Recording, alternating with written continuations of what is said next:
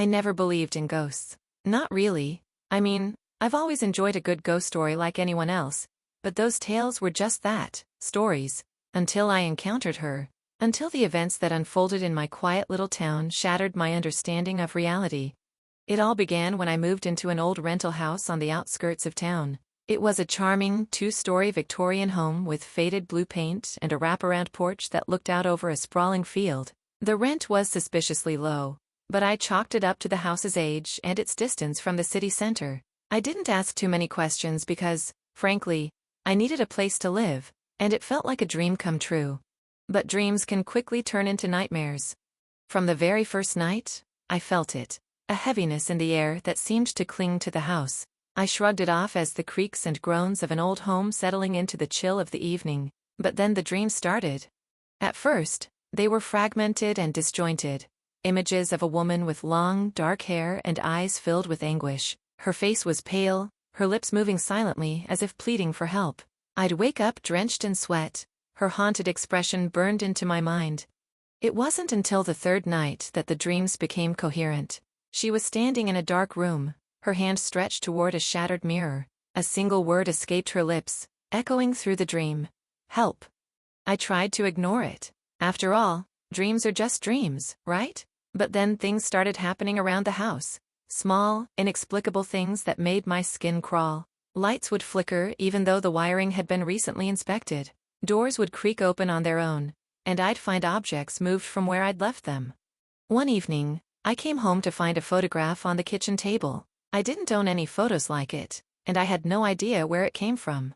The image showed the woman from my dreams, her face framed by soft curls and her eyes shining with a mix of mischief and melancholy. Her name was scribbled on the back, Clara Bellamy. Curiosity overtook me. I decided to look into the name.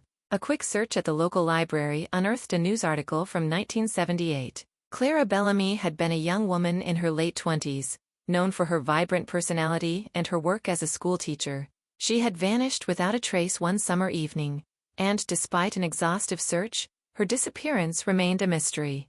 There was no record of her body ever being found. My heart raced as I read the details. The house I was living in had belonged to her family. After Clara's disappearance, it had passed through several owners before eventually becoming a rental property. Was it possible? Could Clara's spirit still linger here, desperate to tell her story?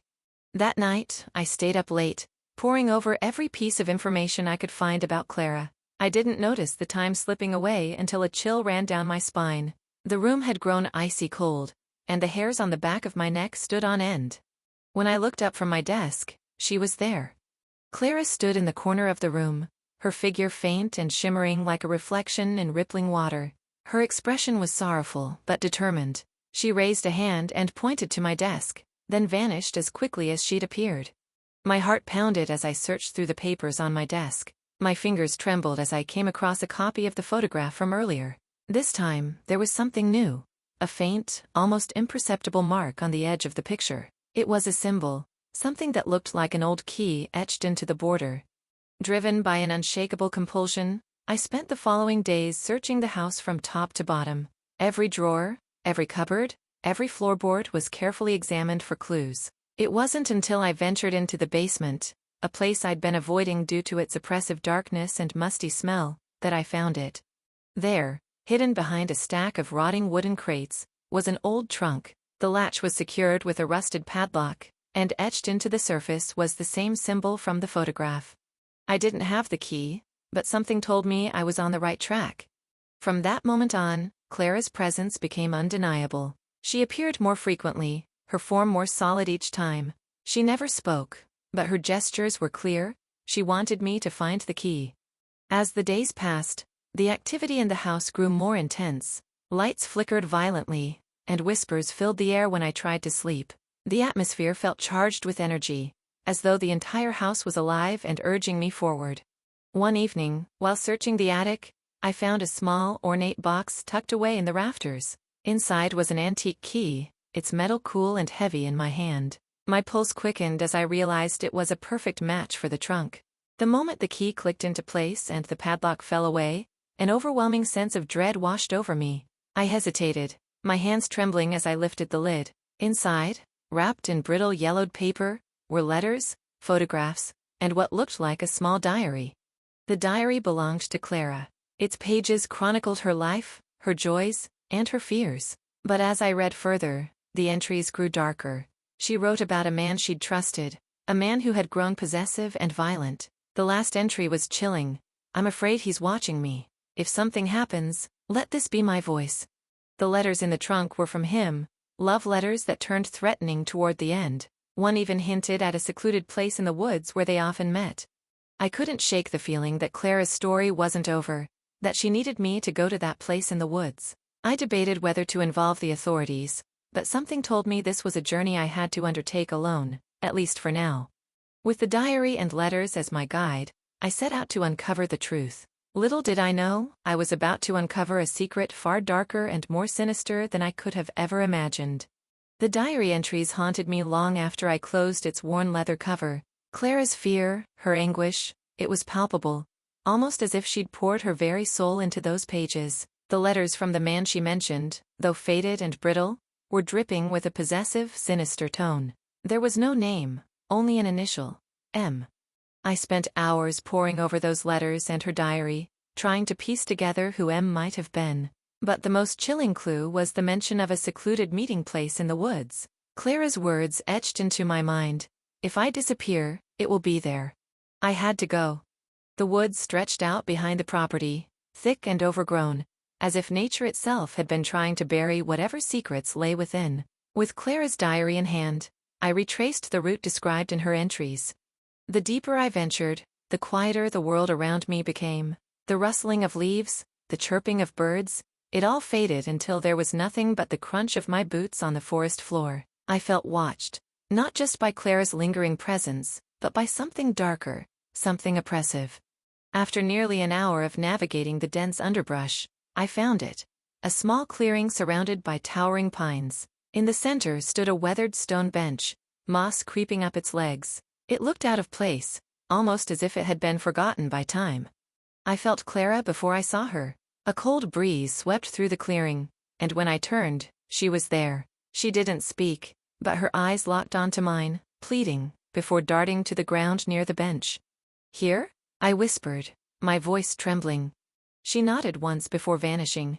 I dropped to my knees and began digging with my hands. The earth was damp and heavy, but I couldn't stop. My fingers clawed at the dirt until they hit something solid, a piece of rotting wood. It was a shallow grave.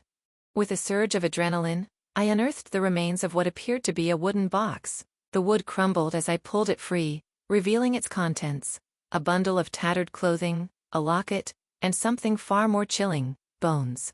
The air grew impossibly cold, and the forest seemed to close in around me. Clara's presence was overwhelming now, her sorrow and rage almost tangible.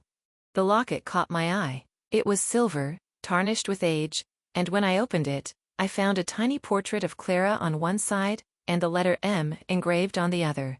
There was no doubt in my mind. This was Clara's grave.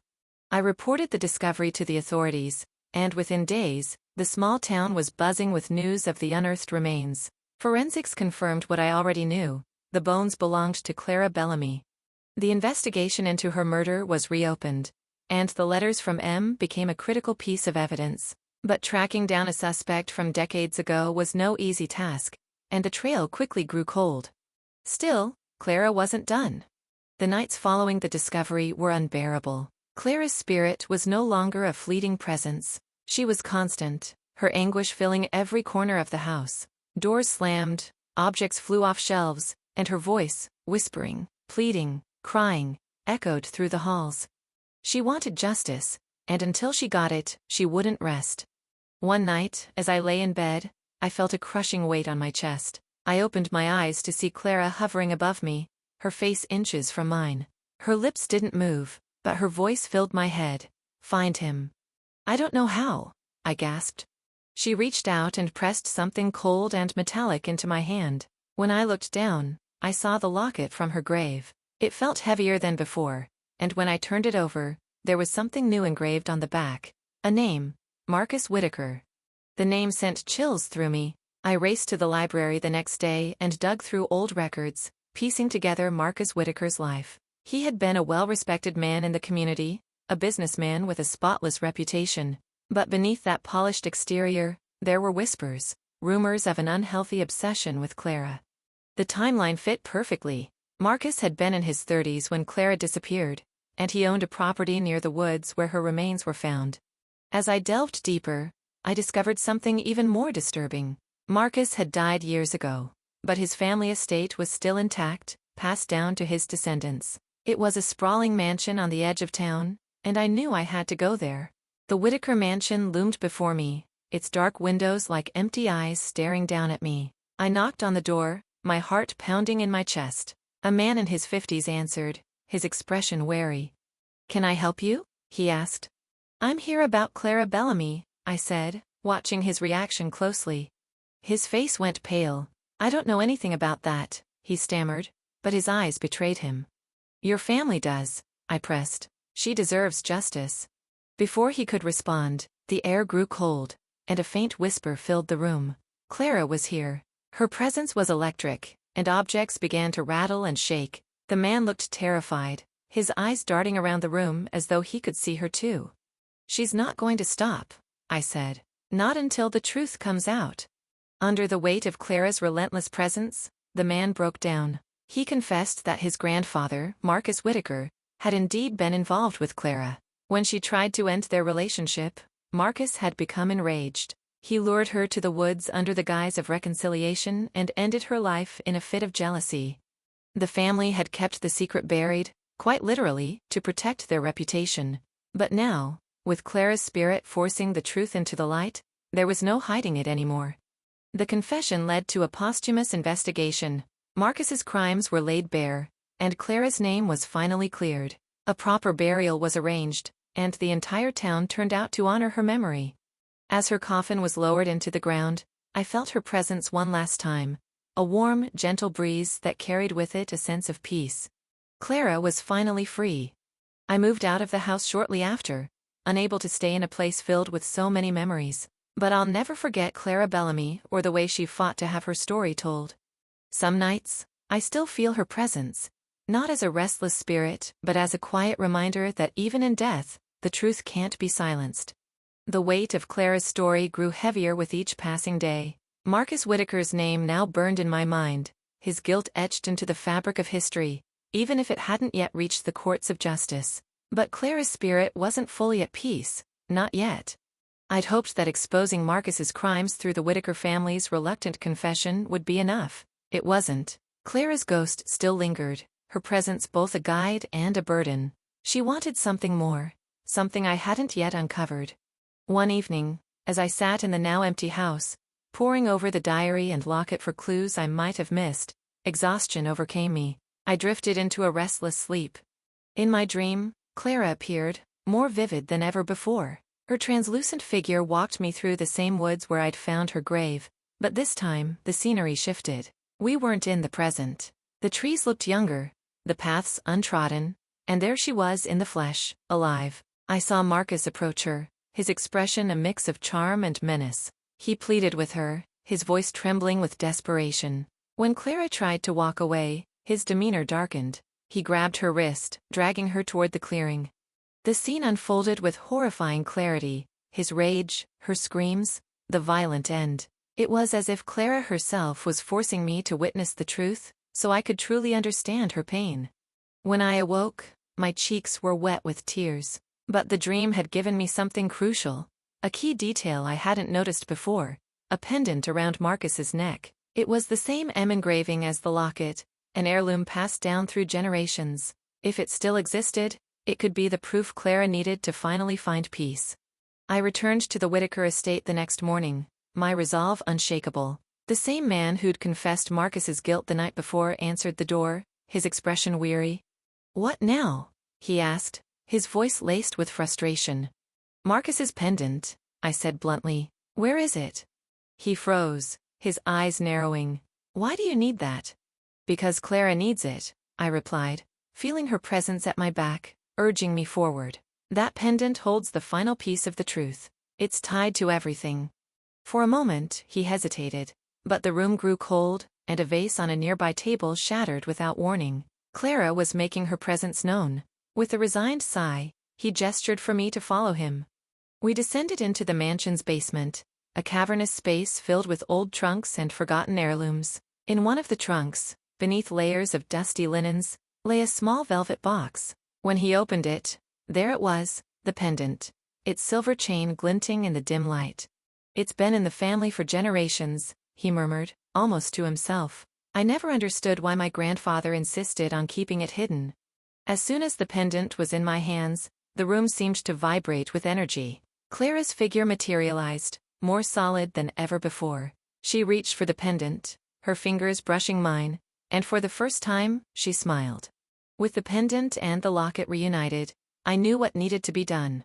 The next day, I returned to the cemetery where Clara's remains had been reinterred. The town had gathered for the occasion, the truth of Marcus's crimes now a part of local history. As the pendant was placed inside her coffin, the air grew still. A soft, golden light enveloped the grave, and Clara's figure appeared one final time. "Thank you," she whispered, her voice soft but resonant. And then she was gone. The house felt different after that, lighter, as if a great weight had been lifted. Clara's spirit no longer lingered, and the haunting whispers were replaced with silence. The story of Clara Bellamy became a legend in the town, a cautionary tale about justice and the restless dead. But for me, it was more than that. It was a reminder that even in death, the truth has a way of coming to light. And sometimes, just sometimes, the dead are the ones who shine that light the brightest. Thank you for listening to my story. If you want to hear more scary stories, please like and subscribe to my channel.